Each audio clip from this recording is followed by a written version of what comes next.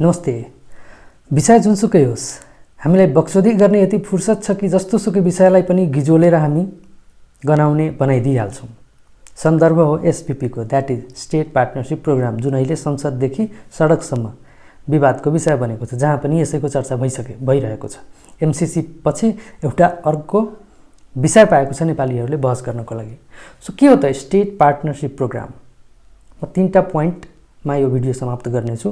के हो, के भन्छ अमेरिकाले, र यो राष्ट्र कुनै पनि राष्ट्रको लागि राम्रो हो कि होइन, खास गरेर नेपालको लागि राम्रो हो कि होइन, त्यतातिर गएर हामी यो भिडियो अन्त गर्नेछु। पहिलो कुरा, के हो त स्टेट पार्टनरशिप प्रोग्राम? डिटेलमा जाँदिनँ, डिस्क्रिप्सनमा राखिदिएको छु, जान्न मन लागे पुरै पढ्न सक्नुहुनेछ। छोटकरीमा भन्नुपर्दा यो कोल्ड वार पछि स्थापना भएको एउटा प्रोग्राम हो, अमेरिकाले ल्याएको प्रोग्राम हो। नेटो पनि कोल्ड वार पछि नै स्टार्ट भएको थियो, जानकारीको लागि, जसमा उसको स्टेट गार्डले चाहिँ कुनै पनि अन्य मुलुकको मिलिट्रीसँग सहकार्य गरेर विभिन्न गतिविधिहरू गर्छ। उसले सानोमा लेखिदिएको छ डिजास्टर रिलिफको कामहरू पनि गर्छ भनेर। सो एक्चुअलमा के हो त? उसको वेबसाइटमा राखेको केही बुदाहरू महत्त्वपूर्ण छन्, जसले यो एउटा सैन्य मिलिट्री एक्टिभिटिजको लागि र अमेरिकाको डिफेन्सको लागि, सेक्युरिटीको लागि र सेनालाई स्ट्रेन्थेन गर्नको लागि ल्याइएको प्रोग्राम हो भन्ने कुरा प्रमाणित गर्छ। म स्टार्ट गर्छु।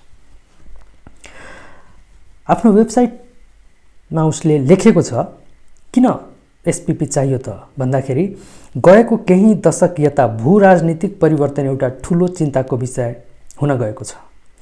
युएस अझै पनि सबैभन्दा सक्षम र बलियो सैन्य बल भएको संस्था हो, तर हाम्रो विरोधीहरूले हाम्रो कमजोरी खोजेर त्यसै मार्फत हामीलाई एक्सप्लोइट गर्न खोज्दैछ। हामीले यस्तो रणनीति खोजिरहेका छौँ जसले राष्ट्रिय शक्तिका सम्पूर्ण यन्त्रहरू अर्थात् कूटनीतिक, सूचना प्रविधि, आर्थिक र सैन्य सबैको प्रयोग गर्न सकियोस्। ग्लोबल इकोनोमीको क्षेत्रमा चाइना एउटा डोमिनेन्ट पावर भइसकेको छ, जसले गर्दा सेनाको लागि पर्याप्त रकम खर्च गर्न उसलाई सहज छ। सेनाकै बलमा उसले साउथ चाइना सीमा आफ्नो दाबी जनाउँदै आएको छ। रसिया इन्टरनेसनल अर्डर रिभाइज गर्न र युनिभर्सल नर्म्स परिवर्तन गर्न सेना, सूचना प्रविधि, अर्थ र कूटनीतिक विधिहरू अपनाउँदै आएको छ। इरानले रिभोल्युसनरी गार्ड र आफ्नो सेना मार्फत मिडल इस्टमा आफ्नो प्रभुत्व बढाउन खोज्दैछ। कोरियन पेनिन्सुला अझै पनि अन्तर्राष्ट्रिय कन्सर्नको विषय छँदैछ, जसले घरभित्र र घर बाहिर खतरा नटरेको देखाउँछ। यो सबै किसिमको थ्रेटले अमेरिका र हाम्रो सेनालाई कमजोर बनाउन सक्छ र अझै पनि खतरा बढाउन सक्छ। यस्तो डाइभर्स थ्रेटलाई सामना गर्न हामीले आफ्नो अलाइजहरू र अर्थात् मित्र राष्ट्रहरूसँग सहकार्य गर्नु जरुरी छ।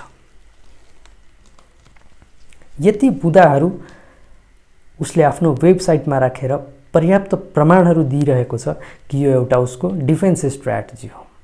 त्यो बाहेक पनि उसले केही बुदाहरू स्पष्ट पारेको छ, जुन फ्याक्ट सिटमा उसले भनेको छ। उसले पहिलो उसमा भन्छ कि युएस र पार्टनर कन्ट्रीको क्यापेसिटी बिल्ड गरी 21औं शताब्दीको सेक्युरिटी च्यालेन्जलाई एड्रेस गर्नेछौँ भनेर। सेक्युरिटी च्यालेन्ज अरू के हुन सक्छ? त्यसै आफ्नो मिसन स्टेटमा भन्छ कि आफ्नो सेना र उसका अलाइहरूको क्यापेसिटी इम्प्रुभ गर्ने र युएस आर्मीको एक्सेस र इन्फ्लुएन्सलाई इन्हान्स गरी जुन च्यालेन्जेसहरू छ त्यसलाई ट्याकल गर्ने। त्यसै गरी यसलाई आफ्नो नेसनल डिफेन्सको रूपमा, अमेरिकाले यदि आफ्नो नेसनल डिफेन्सको टपिकमा कुनै कुरालाई इन्क्लुड गरेको छ भने हामीले बुझ्नुपर्छ उसको लागि ओइल जतिकै इम्पोर्टेन्ट छ। सो त्यसमा उसले भनेको छ यो हाम्रो स्ट्र्याटेजिकली इम्पोर्टेन्ट टु आवर नेसनल डिफेन्सको लागि स्ट्र्याटेजिकली इम्पोर्टेन्ट छ। र सबभन्दा महत्त्वपूर्ण कुरा उसले भनेको छ कि SPP is not designed to make other militaries self sustaining. यो कुराले थुप्रै रहस्यहरूलाई खोलिदिन्छ कि अमेरिकाले कुनै पनि शक्ति राष्ट्रसँग, कुनै पनि राष्ट्रको सेनासँग सम्झौता गरिसकेपछि उसलाई सेल्फ सस्टेनिङ होस् भने चाहँदैन, बनाउन चाहँदैन, द्याट इज डिपेन्डेन्ट बनाइरहेको छ। अब समस्या कहाँ छ त? 2-3टा समस्याहरू छन्।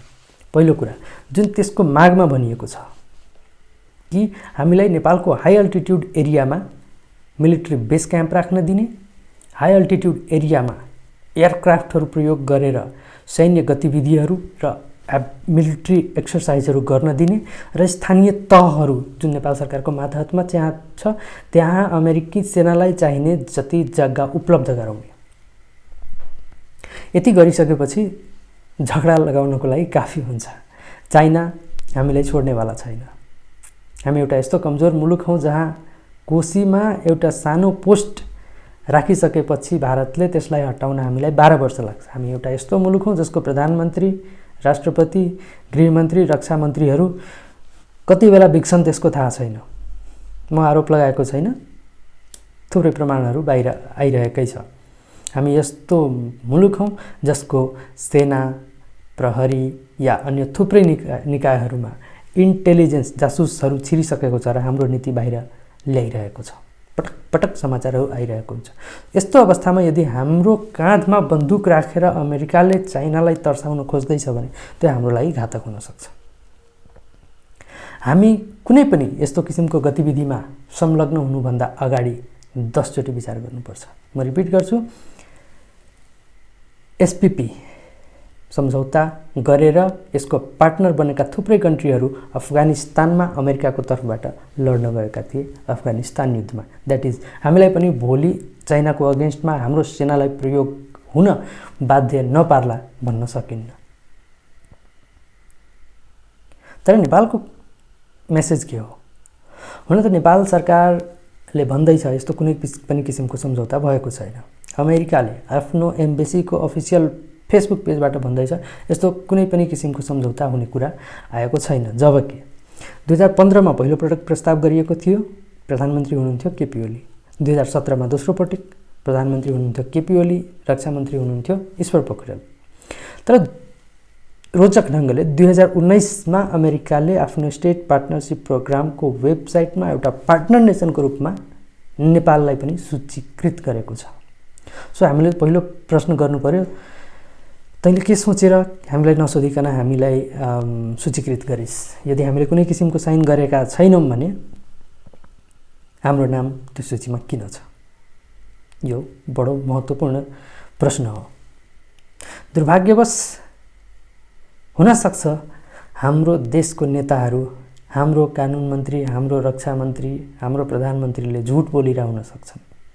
हुनसक्छ अमेरिकाले झुट बोलिरह हुन सक्छ। किनकि यसभन्दा अगाडि पनि एमसीसीलाई यति घिजोलियो, यति कन्फ्युज बनाइयो, पब्लिकलाई यति बेवकुफ बुझियो कि केही पनि स्पष्ट थिएन। अहिले पनि संसदमा भएका 99% या त्योभन्दा बढी सांसदहरूलाई थाहा छैन एमसीसीमा एक्चुअली के थियो भनेर अथवा के छ भनेर। दे क्यान्ट एक्सप्लेन, हैन? सो यस्ता बेवकुफहरू हाम्रो संसदमा छन्। I'm sorry for that term. कि उनीहरूलाई थाहै छैन म केमा साइन गर्दैछु र यो सब घटना परिघटना के को अगाडि हुँदैछ। हाम्रो सेना प्रमुख र प्रधानमन्त्री अमेरिका भ्रमणमा जानुभन्दा ठिक अगाडि यी सबै बहसहरू अगाडि आइरहेको छ।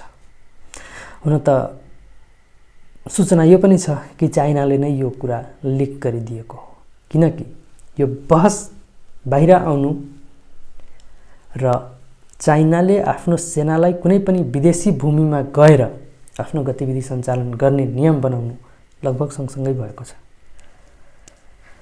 सो केही न केही खिचडी त पाकिरहेको छ र यो यस्तो किसिमको गतिविधि हाम्रो देशलाई रणभूमि बनाउन पर्याप्त हुन सक्छ। जाँदा जाँदै एउटा सानो कथा भनिदिन्छु। एउटा गाउँ थियो, गाउँमा एउटा बुढी आमा, गर्मीको मौसम थियो, भुइँमा सुतिरहेको थिइन्, छेउछाउमा अरू पनि सुतिरहेको थियो, रुखको छहारी थियो, बडो सुनौलो मौसम थियो। एउटा सर्प आयो, त्यो बुढीको जिउबाट हिँडेर गइदियो। त्यो बुढी आमा उठिन्, चिच्याउन थालिन्, अरू पनि आयो, के भयो? सर्प मेरो जिउलाई नागेर गइदियो भनेर भनिन्। सबैजना डरायो, कतै टोक्यो कि यताउति हेर्न थाल्यो, टोकेको थिएन। अनि टोकेकै छैन किन डराएको आमा छोडिदिन्। आमाले बडो राम्रो सन्देश दिइन्। टोक्न त टोकेन, तर हुनसक्छ भोलिदेखि मेरै जिउलाई उसले बाटो नबनाओस्। साथीहरू, अमेरिका हाम्रो मित्र राष्ट्र हो।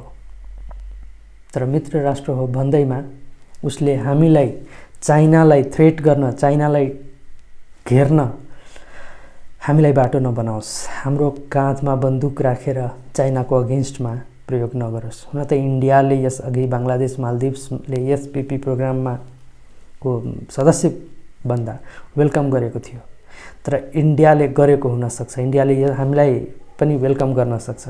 तर चाइना एउटा ठुलो राष्ट्र हो जसको टिबेट एउटा वल्नरेबल जियोग्राफी हो, त्यसको अगेन्स्टमा अमेरिकाले कुनै किसिमको गतिविधि गर्यो भने उसले टलरेट गर्नेवाला छैन। जियो पोलिटिक्समा एउटा न्यू खालको टर्बुलेन्स आइरहेको छ र यो सब कुराबारे हामीले सोच्न र जवाफ दिनको लागि धेरै टाढा जानु पर्दैन।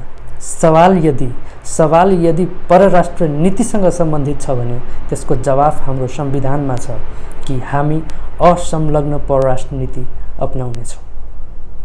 हेर्दै जाउँ हाम्रो नेताहरूमा कतिको भिजन छ, हेर्दै जाउँ हाम्रो नेताहरूको बुद्धि कतिको रणनीतिक छ, हेर्दै जाउँ हाम्रो नेताहरूलाई हाम्रो देश कतिको प्यारो छ।